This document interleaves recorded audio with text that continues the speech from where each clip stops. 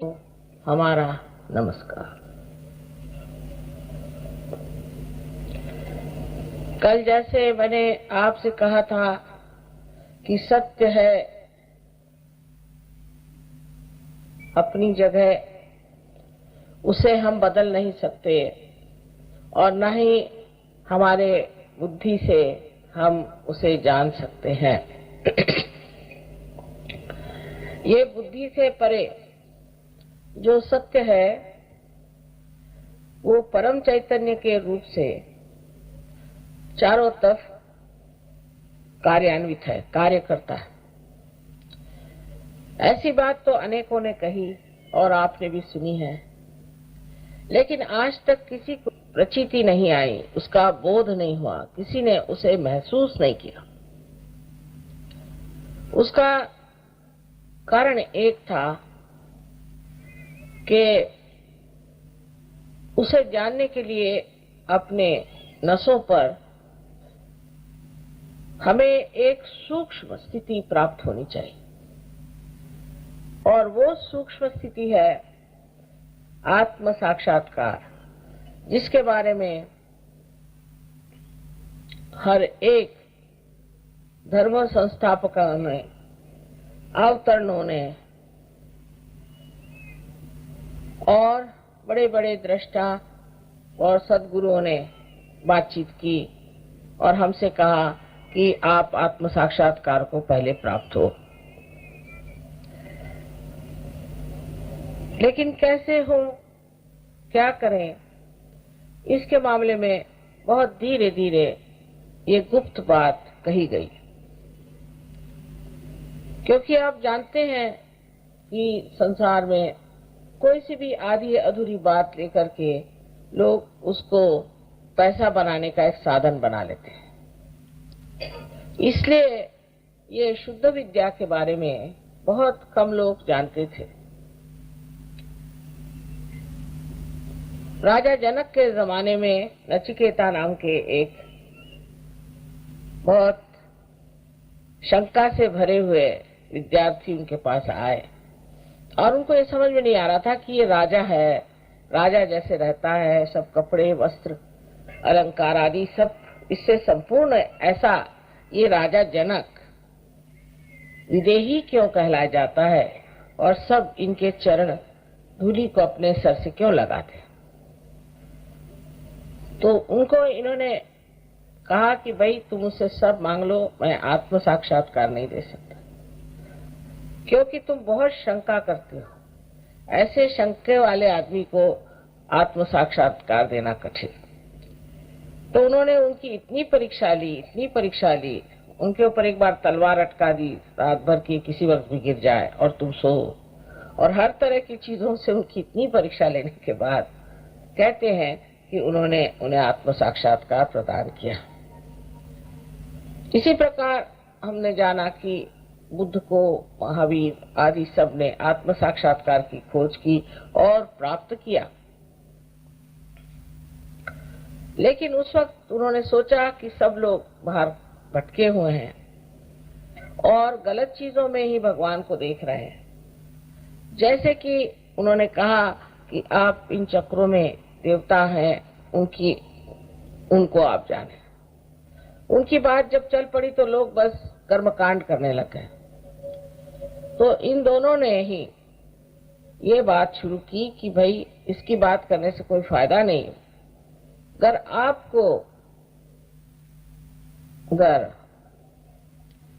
शहद को पाना है तो शहदी की बात करो, फूलों की बात से तो गड़बड़ हो रही। तो उन्होंने कहा कि उस बात को अभी थोड़ी देर के लिए भुला दिया जाए, सिर्फ ये कहें कि आप आत्म साक्षात्कार को प्राप्त। और जब उन्होंने बहुत इस पर कहा तो लोग कहने लगे कि ये तो ईश्वर को मानते ही नहीं थे, इनका अनिश्वरवाद था। किंतु उस वक्त ये समय ऐसा था कि उन्हें ये बात करनी पड़ी, पर बात ही रह जाती, चाहे आप बात फूलों की करें या शहद की करें। जब तक आप स्वयं मधुकर नहीं हो जाते तब तक आप शहद तक नहीं पहुंच पाते, ये असलियत है। इसलिए आप सबको उस सूक्ष्म दशा में जाना चाहिए जहां पर आप इसका एहसास कर सकते हैं, इसको आप प्रतीत कर सकते हैं कि चारों तरफ आपके जो परम चैतन्य की दुनिया है और ये परम चैतन्य परमात्मा का प्यार चारों तरफ छाया हुआ अणु रेणु हर जगह।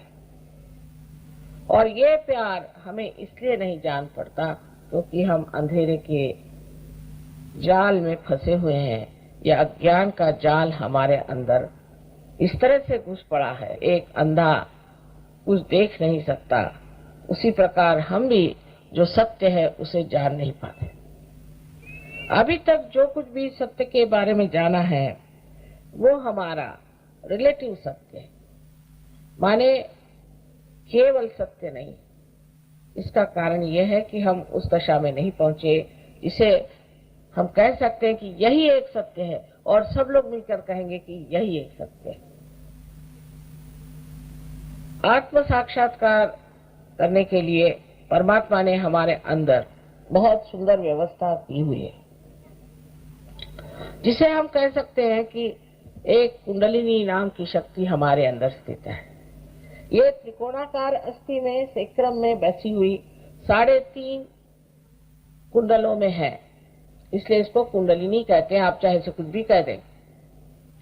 और ये परमात्मा का जो विशेष रूप माने उनकी जो शुद्ध इच्छा है, परमात्मा की जो इच्छा है उसके प्रतीक स्वरूप माने आदिशक्ति प्रतीक स्वरूप प्रतिबिंबित है। माने यहाँ पर जो आपको ये शक्ति दिखाई देती है ये आपके अंदर भी प्रतिबिंबित है।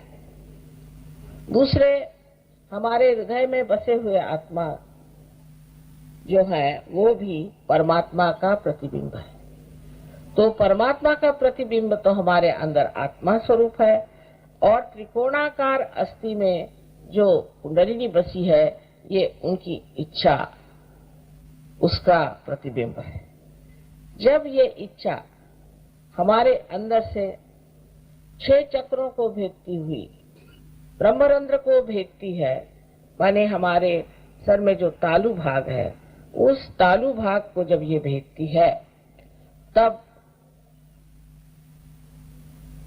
ये कह सकते हैं कि इस शक्ति का मिलन आत्मा तत्व से होता है। हालांकि आत्मा आपके हृदय में होता है किंतु उसका पीठ उसकी जगह तालु पर होती है। इसलिए जिस वक्त कुंडलिनी आपकी उठ करके इस ब्रह्मरंध्र को भेजती है तो आपको आत्मा का ज्ञान हो जाता है। आत्मा के ज्ञान में एक तो आत्म का ज्ञान भी होता है, माने आप अपने बारे में जानते हैं कि आप में क्या तकलीफें हैं, आप में क्या दोष है। जैसे कि ईसा ने कहा है कि आपका एक आखिरी न्याय होने वाला है, लास्ट जजमेंट, वो समय आज आया हुआ। इसी को भी आप कह सकते हैं जैसे मोहम्मद साहब ने कहा है कि कियामा माने आपका रिजरेक्शन, वो भी समय यही। और इस समय आप स्वयं ही अपने को देख सकते हैं कि आपके अंदर क्या खराबी है। अगर किसी आदमी से कहा जाए कि तुम्हारे अंदर बहुत अहंकार है तो आपको मारपीट डालेगा, लेकिन अगर आप उस आदमी की कुंडलिनी जागृत कर दें और उसको वो प्राप्त कर लें तो खुद ही आके मुझसे कहेगा कि माँ मेरा आज्ञा बड़ा पकड़ा है, इसे जरा ठीक कर दीजिए, माने मेरा अहंकार जो है बला बढ़ गया है, इसे आप कम करें। वो इसी तरह से बात करेगा। यही बात ईसा मसीह के 12 शिष्यों ने कहा था जब उनके अंदर वो कहते हैं कि cool bridge of the Holi ghost उड़े आने लगे। होली घोस्ट माने ही कुंडलिनी है। तो वो जब बातें करने लग गए तो वो चक्रों की बात करने लग गए। तो उन चक्रों की बात को सुन करके दूसरों ने सोचा कि क्या पागल हो गए, ये कौन सी भाषा बोल रहे हैं जो हमारे समझ में नहीं आती। चक्रों की भाषा आप तभी बोल सकते हैं जब आपसे ज्ञात हो, और उस ज्ञान के लिए आपको पहले आत्म साक्षात्कार को प्राप्त होना है और इस योग को आपको पूरी तरह से ऐसा जमा लेना है कि फिर ये न हिले। इतने स्थिति में चले जाएं जहां ये हिल न पाए, तब कहना चाहिए कि आपने आत्म साक्षात्कार को पूर्णत्व से पा लिया। कल भी बहुत से लोग जैसे कि पार हो गए, कुंडलिनी आ गई, तो बीच में एक ब्रह्म नाड़ी है, उससे बिल्कुल एक जैसे बाल के बराबर उसकी शक्ति ऊपर उठती, क्योंकि बहुत सारे ऐसे तंतु हैं जिससे ये कुंडलिनी बनी है। उसका एक तंतु मात्र इस ब्रह्म नाड़ी से पहले उठता है और ब्रह्मरंध्र को भेदने के बाद वो धीरे धीरे धीरे धीरे सब चीज को और भी ढीला करता है, रिलैक्स करता है। उससे आपके चक्र भी खुलते हैं और कुंडलिनी के सूत्र ऊपर चढ़ते हैं। ये वास्तविकता है। किसी किसी में जो कि बहुत आदमी संतुलन में है, बैलेंस है, एकदम से कुंडलिनी काफी उसके तंतु ऊपर चढ़ जाते हैं और उसका ब्रह्मरंध्र पूरी तरह से खुल जाता है। जो सत्य है और जो वास्तविक है वो आपको सुन लेना चाहिए, और आप माने या न माने उसकी आपको प्रचिति कम से कम देखनी चाहिए। शुरुआत में सहयोग के शुरुआत में बड़ी अड़चनें आई, क्योंकि सत्य कहना कोई आसान चीज नहीं है। कोई भी आदमी सत्य को बर्दाश्त नहीं करता। जैसे है कि बहुत से झूठे गुरु संसार में उस जमाने में आए, और लोगों को मैंने ऐसे 16 लोगों के नाम और 6 ऐसी औरतें, उनके नाम पूरे नाम सहित बताया तो सब घबरा गए कि वो मुझे कोई न कोई आके बंदूक से मार देगा। लेकिन आज तक कोई किसी की हिम्मत नहीं पड़ी और ना ही किसी ने मेरे ऊपर केस की इस मामले में। तो इसका मतलब है कि ये जो लोग हैं, झूठे लोग हैं, वो खुद ही डरपोक है और वो घबराते हैं इस बात से कि सत्य जो है वो एक बार संसार में आ जाएगा तो हमारा पेट कैसे भरेगा। आप लोगों से सहयोग के बारे में इतना कहना है कि ये एक जीवंत क्रिया है, और जैसे एक बीज आप पृथ्वी तत्व में डालने से उसको अंकुरित करते हैं, वैसे ही आपके अंदर की कुंडलिनी सहज माने आपके साथ जन्मी हुई वो कुंडलिनी जागरूक होकर के योग को प्राप्त करती है, और ये सहज योग ये आपका जन्म सिद्ध अधिकार है। तब फिर आपके अंदर स्वतंत्र आता है। स्व माने ये कि स्व माने आपके आत्मा, और उसका तंत्र माने उसका मैकेनिज्म काम करने लग जाता है। जो हम आज स्वतंत्रता की बात कर रहे हैं ये असली स्वतंत्रता नहीं, ये तो थोड़ी देर की ऐसा लगता है कि हम स्वतंत्र हो गए, क्योंकि अगर ये अंग्रेज नहीं जाते तो सहयोग भी कहां से होता। ये अंग्रेजों के जाने से सहयोग तो ठीक चल पड़ा, लेकिन इसका मतलब ये नहीं है कि हम पूरी तरह से स्वतंत्र हो गए, क्योंकि हमने अपने स्व का तंत्र जाना नहीं। तो इस स्वधर्म को जानने के लिए आत्म साक्षात्कार होना चाहिए। बड़े बड़े संतों ने इस पर कहा हुआ है। शिवाजी महाराज जो कि वास्तविक में एक बड़े भारी संत ही थे, क्योंकि वो भी एक आत्म साक्षात्कारी पुरुष थे। उन्होंने कहा कि स्वधर्म जागवाओ। इससे आगे आपको क्या करना है? स्वधर्म का जागरण करें। तो स्वधर्म के जागरण के करने के बगैर कुछ नहीं हो सकता, लेकिन लोग करने क्या लगे कि उस चीज को छोड़ करके दूसरी ही चीजें करने लगे। हर धर्म में ये लिखा है कि आप उस अविनाशी तत्व को प्राप्त करें। ऐसा कोई धर्म नहीं जिसने ये कहा है कि आप बस इधर उधर लड़ाई झगड़ा करो, इसकी गर्दन काटो, उसकी गर्दन काटो, या बड़े बड़े प्रवचन करो, लेक्चर दो। इस तरह कोई भी धर्म में नहीं लिखा है। उल्टे तो आदि शंकराचार्य ने कहा है कि शब्द जालम से छुट्टी पाओ। ये शब्द जालम है सारा। इसलिए जो बैठ करके आपको बड़े बड़े प्रवचन सुनाते हैं और बड़े बड़े कथानक सुनाते हैं, इससे हमारी कुंडलिनी का जागरण नहीं हो सकता। उल्टे जैसे कि कबीरदास जी ने कहा है कि पढ़ी पढ़ी पंडित मूर्ख भये, वो हो जाता है। दुनिया भर की बेकार की चीजें खोपड़ी में भर जाने से वहां का जो सत्व है वही खत्म हो जाता है। इसका मतलब ये नहीं कि आपने पढ़ा है वो सब बेकार ही है, पर उसका चयन, उसको जानना कि कौन सी चीज पढ़नी, कौन सी चीज नहीं पढ़नी। विलायत में तो मैं देखती हूँ, जहां जाती हूँ, कि वहां तो जैसे गुरु शॉपिंग होता है। कहेंगे देखो इस गुरु से आप मिले हैं क्या? पार्टीज में हम तो वहां बिल्कुल चुपचाप खड़े होते हैं। वो तो है महंगाड़ा, पर है अच्छा। माने क्या चीज है भगवान जाने। कोई महंगाड़ा होगा कोई जरा सस्ता होएगा। गुरु के यही वहां पे वर्णन होते हैं कि कौन कितना महंगा है और कौन कितना सस्ता है। क्या गुरु को भी अगर आप खरीद ले तो वो आपका गुरु कैसे होगा? जो अगर आप गुरु को खरीदना जानते हैं तो फिर दुनिया में कोई चीज ऐसी रही नहीं गई कि जो कोई महान हो, विशाल हो, आपसे ऊंची हो सकती। पर जब आप इस चीज को प्राप्त करते हैं तब आप स्वयं ही गुरु हो जाते हैं। मैं आज गुरु तत्व के लिए इसलिए कह रही हूँ क्योंकि कल नाभि चक्र के बारे में कहा था, उसके चारों तरफ हमारे गुरु तत्व है। और स्वादिष्ठान चक्र जिसके बारे में मैंने कल बताया था, वो जैसे कि नाभि चक्र में से निकल करके उसकी एक ग्रंथि चारों तरफ घूमती है और इस जो आपको हिस्सा दिखाई दे रहा है इसको प्लावित करती है।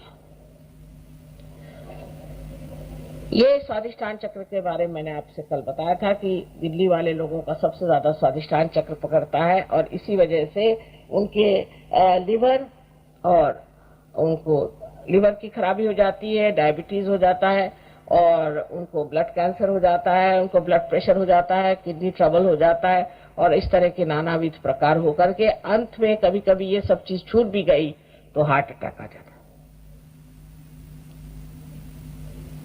ये व्यवस्था इसलिए होती है कि मनुष्य को पहले कुछ न कुछ परमात्मा चाहते इत्तला दें कि भाई तू बहुत ज्यादा कर रहा है, अब जरा कुछ कम कर।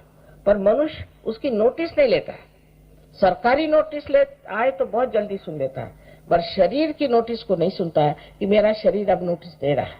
क्योंकि अतिकर्मी आदमी जो बहुत ज्यादा सोचता है वो इस चक्र को इतना ज्यादा इस्तेमाल करता है कि अपने ब्रेन का जो ग्रे सेल है उसमें बदलने के लिए कि बाकी सब चीजें उसकी जो है वो दूषित रह जाती है। और इसलिए जितने भी लोग प्लानिंग करते हैं, फ्यूचरिस्टिक है और हर समय सोचते रहते हैं, उनकी ये सारी बीमारियां हो जाती हैं। ये मैंने आपसे कल सब बताया था। आज जो है मैं आपको गुरु चक्र के बारे में बताऊंगी कि जो गुरु तत्व हमारे, इसको हम कह सकते हैं कि भवसागर है।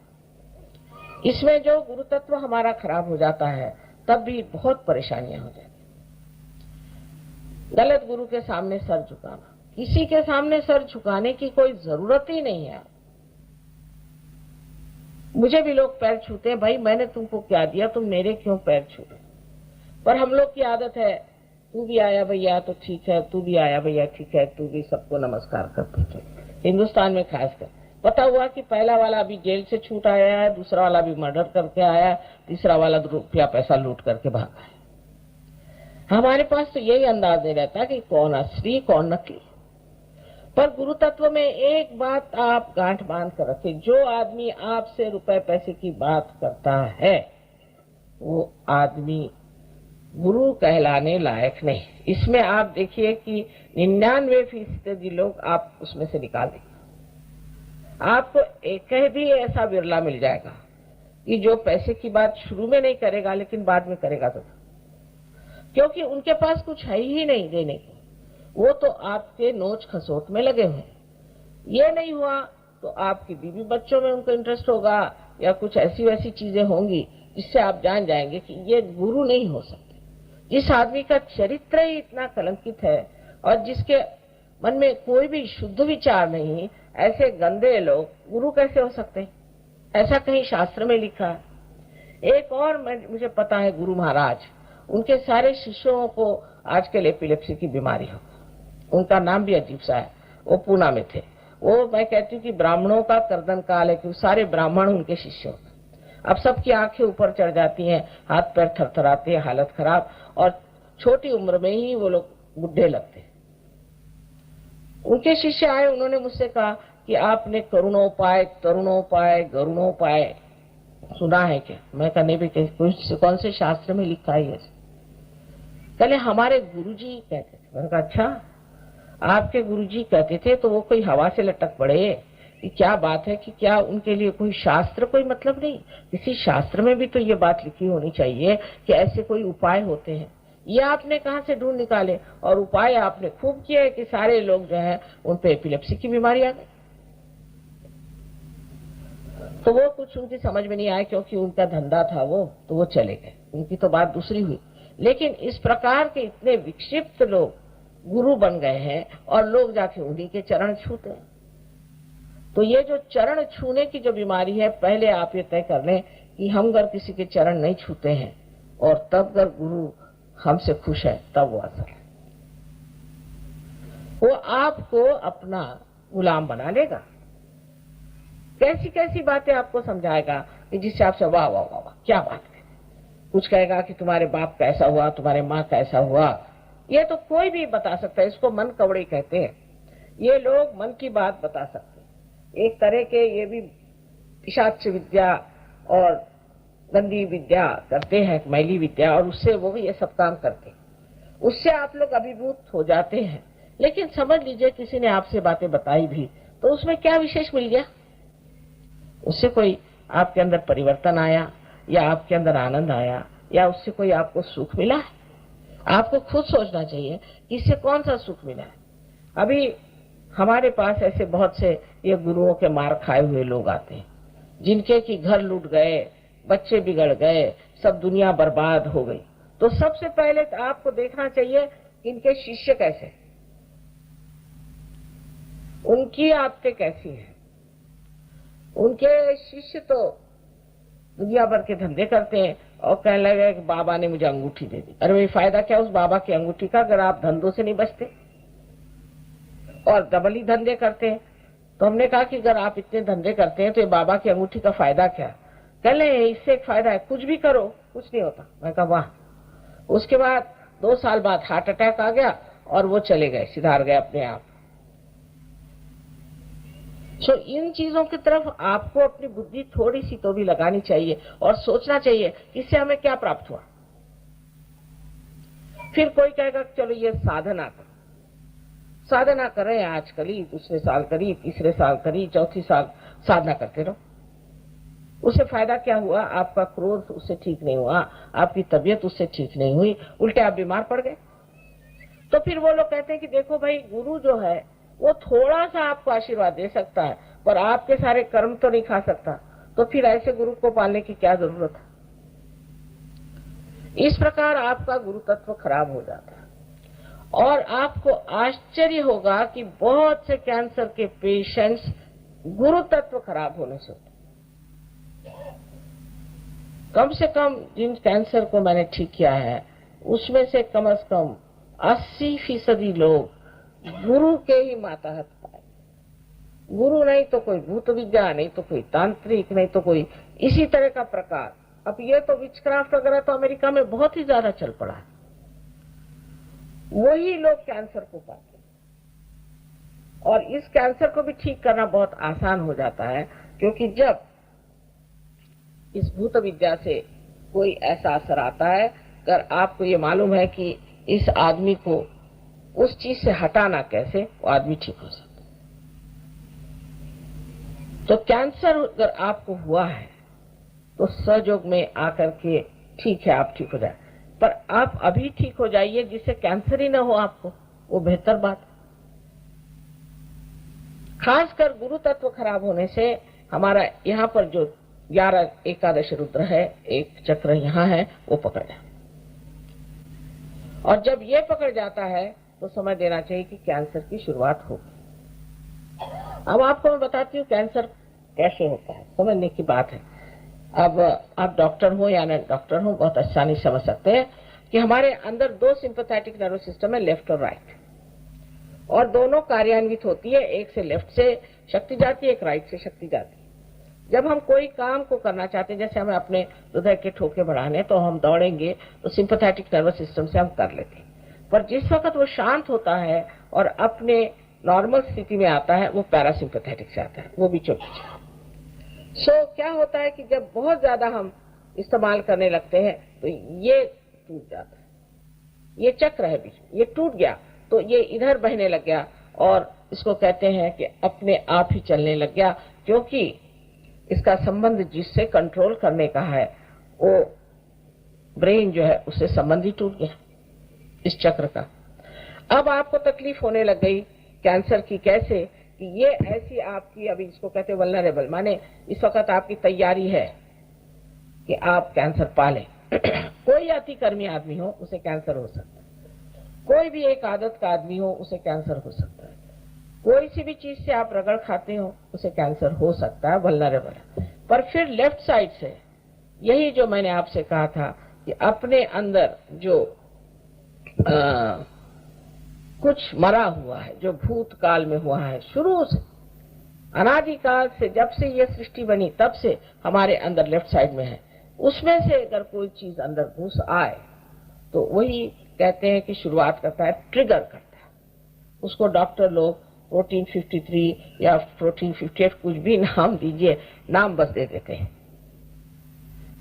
अब ये हमारे हिंदुस्तान में तो गुरुओं की बीमारी, लोगों हर गांव में जाओ तो वहां ये गुरु है तो वो गुरु, फिर काशी के गंडे दोरे तावीज ये सब चलते हैं, हाथ में माला दे देंगे, आप रटते बैठे रहिए, इसको रटने से विशुद्धि चक्र में माने आपके थ्रोट में हो सकता है। फिर मंत्र दे देते हैं, मंत्र देने से भी आपको कैंसर हो सकता है। जिस चीज का आपको मंत्र देंगे समझ लीजिए आपको विशुद्धि चक्र का दिया या नाभि का मंत्र दे दिया, समझ लीजिए, और आपका विशुद्धि चक्र खराब है तो क्या फायदा नाभि के चक्र से। और दूसरी बात ऐसी भी है कि अब शिव जी का मंत्र दे दिया किसी, शिव तो हृदय में रहते हैं लेकिन आपका संबंध नहीं है और आप शिव शिव शिव शिव कहने लगे तो जैसे कि कोई समझ लीजिए यहाँ पर प्राइम मिनिस्टर साहब हैं तो आप जाकर के और उनके नाम से पुकारना शुरू कर दें तो पुलिस आपको पकड़ लेती है। ऐसे ही शिव स्वयं ही नाराज हो जाते हैं आपसे, क्या वो आपकी जेब में बैठे हर समय उनको परेशान करते रहते हो, तो आपका हृदय पकड़ जाएगा और सारे शिव भक्तों को हार्ट अटैक आता है। उसी तरह गुरु तत्व को जो लोग महाराष्ट्र में बहुत है, यहाँ जरा कम है गुरु तत्व, उसको जब वो गुरु महिमा पढ़ते हैं, गुरु का ये पढ़ते हैं, वो करते हैं, तो आप पहचान लेंगे कि इनको पेट की तकलीफ है। आप कहिए आप गुरु को मानते हैं, हाँ। आप दत्तात्रेय को मानते हैं, हाँ। आपको पेट की तकलीफ है, हाँ। जिस चीज पे आप इस तरह से लग जाते हैं उसी की आपको तकलीफ हो जाती है। अब हनुमान जी का यहाँ बड़ा जोर है, वो भी अच्छी बात है, पर हनुमान जी कोई आसान नहीं। हनुमान जी से तो अभी योग घटित हुआ नहीं आपका, और हनुमान जी का चालीसा पढ़ने से आपका राइट हार्ट पकड़ जाता है। श्री राम और सीता, हनुमान जी किसी का भी नाम लेने से राइट हार्ट पकड़ जाता है और उसकी वजह से आपको अस्थमा होता है। अस्थमा हो ही जाएगा, ये मैं आपको बता, आप छूट नहीं सकते क्योंकि आपका राइट हार्ट पकड़ जाए। फिर इसी प्रकार की बहुत सी चीजें हैं जिसको आप रटते रहते हैं, पर इसमें एक और चक्र पकड़ता है, वो है लेफ्ट विशुद्धि, क्योंकि मंत्र के कहने से जबकि आपका कनेक्शन नहीं है तो लेफ्ट विशुद्धि भी पकड़। का साधारण एक उदाहरण ये बताया कि जब तक आपके फोन का अगर कनेक्शन नहीं हुआ और आप फोन ही घुमाते रहे तो फोन खराब हो जाता है। उसका कनेक्शन होना बहुत जरूरी है, और जब तक ये कनेक्शन नहीं होता है, अगर आप ऐसा ही द्राविड़ी प्राणायाम करते रहें तो आप इंसान है, इतने नजाकत से और इतने प्रेम से परमात्मा ने आपको संवारा है, बनाया है, वो नाजुक चीज है, उसे आप क्यों रगड़ रहे हैं। फिर बहुत से गुरुओं का ये भी है कि तुम सोमवार करो, मंगल करो, बुध करो, गुरुवार, शुक्रवार, शनिवार सब का, और रविवार को सारा पैसा लाके मुझे दे दो। खूब अच्छे से उपास करो भाई। ऐसे परमात्मा कैसे कह सकते हैं?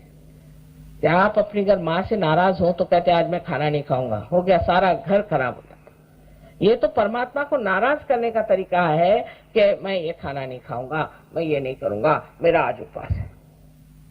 और उसमें भी उल्टापना बहुत, यानी अंधश्रद्धा की हद है। उल्टापना ऐसा है कि जिस दिन जन्म होता है भगवान का उसी दिन उपवास करो, माने उस दिन कोई सूतक है क्या? उस दिन कोई मर गया? आपके घर में बच्चा पैदा होते तो आप लड्डू बांटते, और जब भगवान पैदा होते तो आप भूखे मरते हो। इसका कोई कारण होना चाहिए ना। ये किसने पढ़ाया है पता नहीं। एक एक चीजें ऐसी दिखाई देती है कि समझ में नहीं आता कि एक तो ऐसे ही अज्ञान और ऊपर से इस तरह का अज्ञान, उससे कितनी बीमारियां हो जाती। एक महाशय थे, वो सहयोगी थे, हमारे पास आए तो हम तो हमारा प्रसाद तो चना है तो उनको चना दिया गया। तो इधर उधर देखने लग गए। हमने कहा क्यों भाई, क्या बात है? कहले आज संकष्टी है तो आज हम चना नहीं खाएंगे, आज उपवास है। अरे मैंने कहा आप इतने बड़े गणपति भक्त हैं, आज वो संकष्टी जो कि उनका जन्म दिवस माना जाता है, उस दिन आप कुछ खाएंगे नहीं? ये किसने बताया आपसे? नहीं, कल ऐसे ही हम। तो मैंने कहा आप आए किस सिलसिले में? कहना हमें प्रोस्टेट ग्लैंड की तकलीफ। मैंने कहा होगी ही, क्योंकि प्रोस्टेट ग्लैंड तो श्री गणेश ही आपके संभालते हैं, तो आपको और क्या होने वाला है, प्रोस्टेट ग्लैंड तो हो ही गए। पर मैंने कहा कि अब आप चना खाइए। आपको आश्चर्य होगा, उन्होंने चना खाया और मैंने कहा मैंने उपवास छोड़ दिया, गणेश जी मुझे क्षमा कर दो, अब आप जिस दिन पैदा होंगे उस दिन मैं मोदक खाऊंगा। वापस गए, प्रोस्टेट ही ठीक हो गया। एक छोटी छोटी बातों में हमने गलतियां करी, बड़ी छोटी छोटी बातों में। फिर हमारे ये दर्द होता है, कभी वो तकलीफ होती है, ये सब छोटी छोटी बातों में हम गलती करते गए। जिसने जो कहा वो कर। हम लोग इस कदर निंदे लोग हैं, इस कदर हमारे अंदर अभी गुलामी का इतना बीज है कि कोई कुछ भी कह दे वो करने लगते। कहने लगे कि साहब आज अब हमने हरा धनिया खाना छोड़ दिया। हमने कहा क्यों भाई हरा धनिया क्यों? क्योंकि हमारी जीजी नहीं खाती है, तो हमने सोचा हम भी नहीं खाए। हमने कहा भाई वो नहीं खाती, वो कल अकल वाली जो आप ही अकल का काम करें, आपको छोड़ना है तो कद्दू वद्दू छोड़ दो, पर ये हरा धनिया क्यों छोड़ते? सारा जायका खाने का चला जाए। इस तरह के पागलपन के हमारे अंदर आहार और इस तरह के विचार हमारे अंदर बहुत सारे भरे हैं। नहीं खाएं, रोजा रखेंगे, 40 दिन का रोजा रखेंगे और पूरे समय तो खाने पीने की बात सोचते रहे। क्या फायदा ऐसे रोजे रखने से, उपवास करने से? एक पर्युवेशन है, तरह तरह की चीजें हमारे अंदर इससे आ गई। धर्म का तत्व किसी भी धर्म में मुझे लगता है कि जैसे एकदम पूरी तरह से ढक सा है। इतनी बाह्य की चीजें हैं, इतनी गलत चीजें इसके अंदर आ गई कि लोग अब कहने लग गए, या फिर बच्चे कहते हैं ये क्या धर्म मर्म है, सब झूठ। झूठ नहीं है, धर्म है हमारे अंदर। जो 10 धर्म है ये हमारे भव सागर में है, और ये 10 धर्म मनुष्य के हैं। जैसे कि कार्बन की 4 वैलेंसीज होती है, ऐसे हमारी 10 वैलेंसीज होती है। और जब ये खराब हो जाती हैं तभी हम मनुष्यता से गिरते जाते हैं और हमारा शरीर भी फिर उससे खराब होते जाता है। अब जैसे कि नानक साहब ने कहा है, उनसे पहले मोहम्मद साहब ने कहा कि आप शराब मत पियो। उस जमाने में आप जानते हैं कि सिगरेट विगरेट नहीं थी, तो उन्होंने कहा भाई शराब मत पियो, कोई मादक चीज मत पियो। उनके बाद वही नानक साहब बन के आए, उन्होंने कहा नहीं बाबा, शराब भी नहीं पियो और सिगरेट भी मत पियो। अब कहेंगे कि हाँ, पर उन्होंने तो ड्रग लेने के लिए मना नहीं किया था, तो अब ड्रग लेने में क्या हर्ज है? माने ये कि हम ढूंढते रहते हैं किस तरह से अपना सर्वनाश करें। अब उस वक्त में ड्रग थे कहाँ? अब मैं कहूं कि ड्रग मत पियो, समझ लीजिए, तो आगे जाकर आप कहेंगे कि माताजी ने सिर्फ ड्रग को मना किया था, बाकी तो मना ही नहीं किया।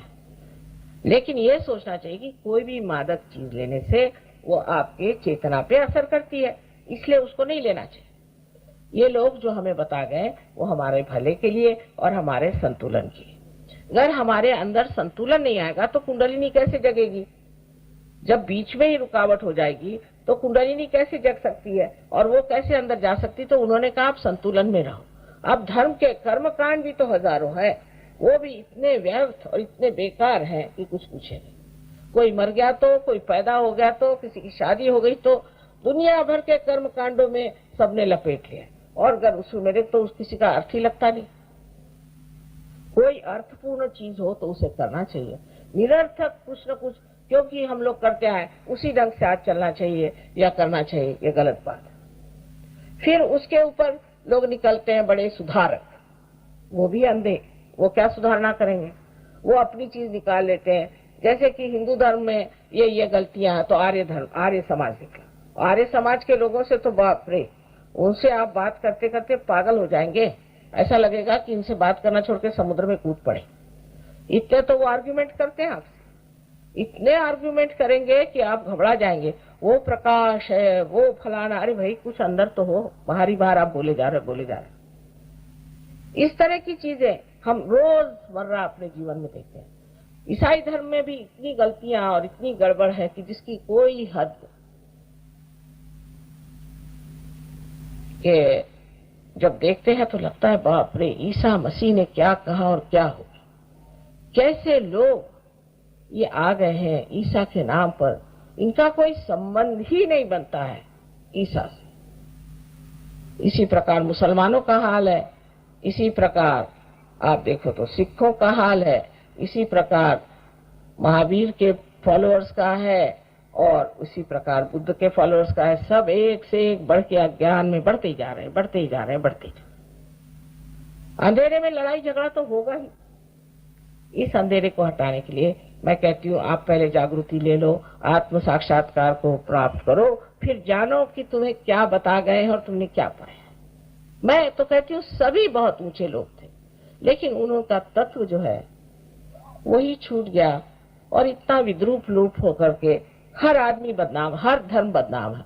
अगर आपको ईसाइयों के बारे में पूछना है तो आप जाके जूस लोगों से पूछें, तो जूस बताएंगे कि ईसाई कितने अधर्मी हैं।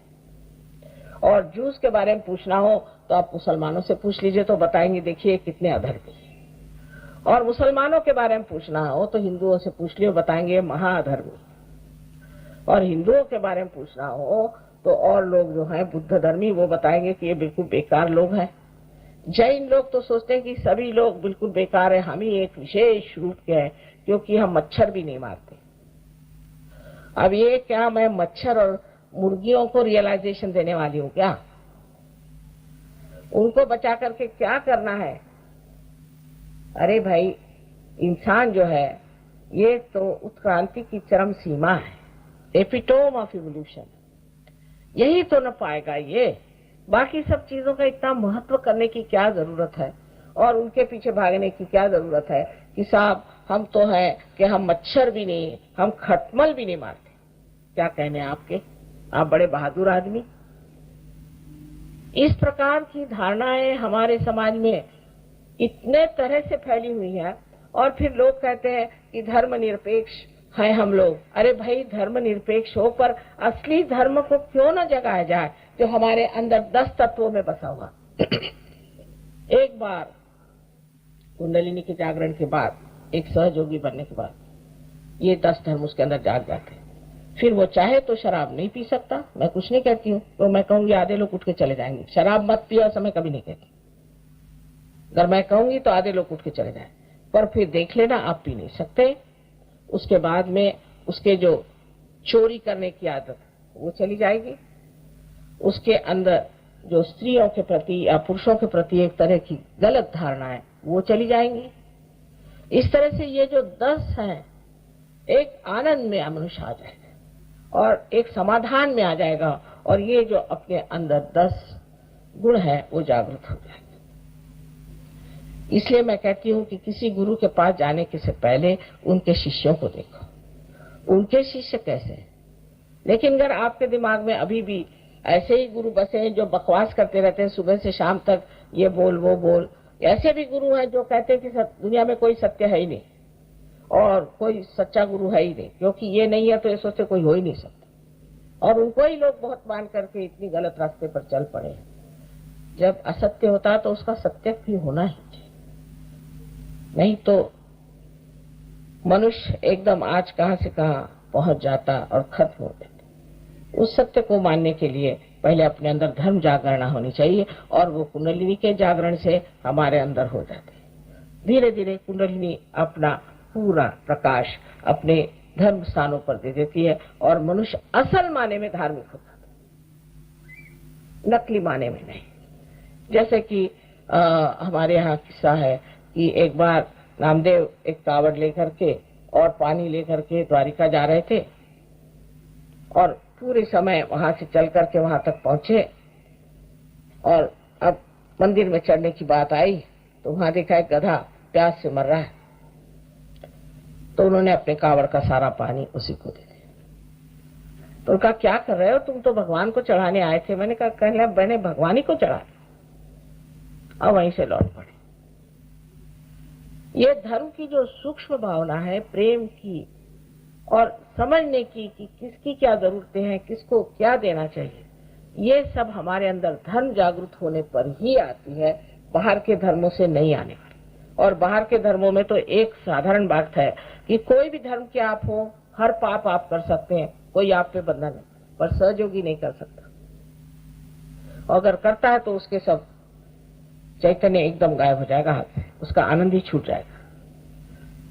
वो कर ही नहीं सकता, गलत काम कर ही नहीं सकता, वो किसी को मर्डर कर नहीं सकता, न ही वो किसी को दुख दे सकता है।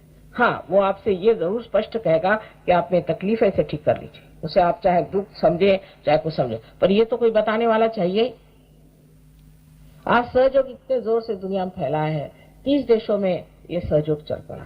आज भारतवर्ष में भी, मैं कहती हूँ महाराष्ट्र में सहयोग बहुत जोर से फैला है, और हो सकता है कि उत्तर प्रदेश में भी और आपके दिल्ली में इधर भी सब दूर सहयोग बहुत जोरों में फैल जाएगा। लेकिन बहुत ज्यादा फैलना ये सहयोग का कर्तव्य नहीं, ठोस लोगों को तैयार करना ही सहयोग का कर्तव्य। इसलिए बहुत से लोग हैं कि वो हाँ माता जी आपके घर में रखे हैं फोटो, हम रोज ध्यान करते हैं, इससे नहीं होना। ये एक समष्टि, एक कलेक्टिव का कार्य है, एक शरीर है, उस शरीर के आप अंग प्रत्यंग है और सबको जागरूक होना पड़ेगा। और जब तक आप एक साथ नहीं मिलकर के करेंगे, आपको उसका लाभ बहुत कम रहेगा। और थोड़े दिन बाद आप ही आकर कहेंगे कि हाँ कैंसर तो ठीक हो गया, लेकिन अब किडनी की बीमारी होगी। ये तो शरीर की तो विशेष बात है नहीं, लेकिन जो आत्मा का आनंद मिलता है, कल मैं आत्मा के बारे में आपको बताऊं। नाभि चक्र के बाद में आप देखें कि ऊपर में हृदय चक्र है, इसे कि हम अनहत चक्र भी कहते हैं। और लोग कहते हैं कि यहाँ पर जो स्पंदन होता है ऊर्जा का, वो अनहत है, माने एक ही सुनाई देता है। लेकिन ये चक्र जो है, ये हमारे शरीर में जो स्टर्नम हड्डी है, इसके नीचे में है। और ये साक्षात जगदम्बा का चक्र है, जहाँ मां स्वरूप आप है। इस स्टर्नम की हड्डी में डॉक्टर लोग जानते हैं कि एंटीबॉडीज बनती हैं 12 साल की उम्र तक, जो कि बाद में सारे शरीर में फैल जाती हैं। और जो कोई बीमारी आपके ऊपर आती है या कोई तकलीफ होती है, तो ये एंटीबॉडी उससे लड़ती है। ये वास्तव में सहयोग के हिसाब से गण है, जो कि माँ सारे शरीर में फैला देती है।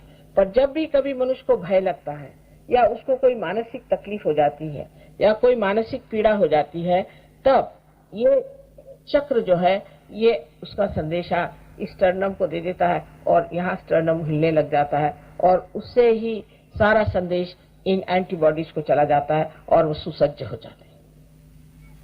अब जैसे ब्रेस्ट कैंसर की बीमारी बहुत कॉमन है, इसलिए औरतों को होती है कि उनका मातृत्व जो है वो धोखे में है। एक आदमी है, वो बीवी की परवाह नहीं करता और इधर उधर आवारा टाइप का है, इधर उधर घूमता है, दूसरी औरतों के पीछे लगा हुआ है।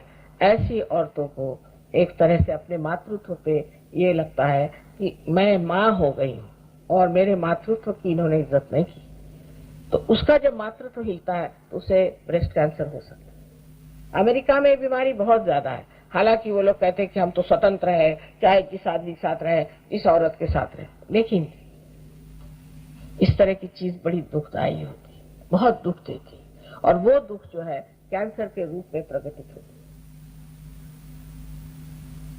इसके अलावा भी बहुत सी बीमारियां इस चक्र के खराब होने से होती है, पर विशेष करके इससे उससे होती है कि जिससे हमारे अंदर एक तरह से मानसिक भय आ जाता है।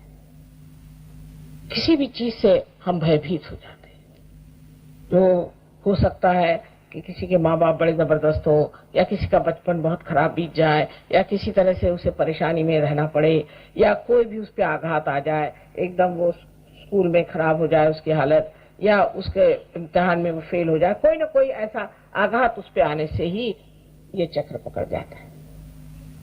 और मानसिक स्थिति को ठीक करने के लिए ये चक्र जो है, इसको ठीक करना पड़ता है कि जानना चाहिए कि आपकी माँ जगदम्बा है, वो इतनी शक्तिशाली नहीं है, आपको क्या हो सकता।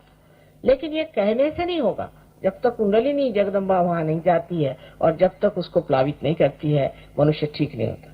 आजकल तो बहुत से बच्चे और बहुत से लोग ऐसे हैं जो डिप्रेशन में चले जाते हैं। ये डिप्रेशन इसी चक्र के पकड़ से आता है।